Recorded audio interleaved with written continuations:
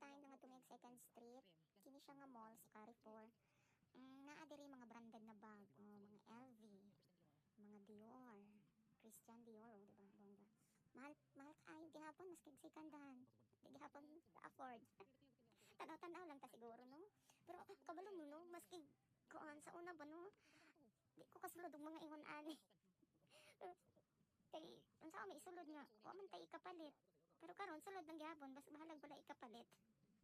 Tanaw-tanaw lang og mga sapatos. Kani nga sapatos, mura siya brand new, mura ka isa ra siya gisuot.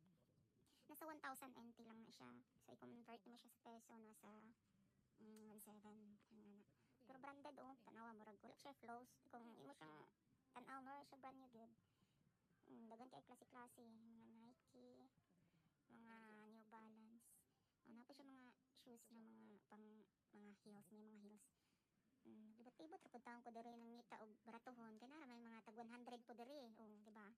Makakita ko ka na di na ko makita diha og 100 pantalon og kining jeans. Naglibot-libot. Mao man tayo kaya, di ba? Okay, ako dili gid pud ko hilig og mga kuan kanang mahalon nga gamit. Sayangan man ko, no? Tanaw, tag 100 ra man na. Tanaw. Naglibot akong friend isa. Kana murag mo na akong napalit 300 ata na. So, maura to, bye.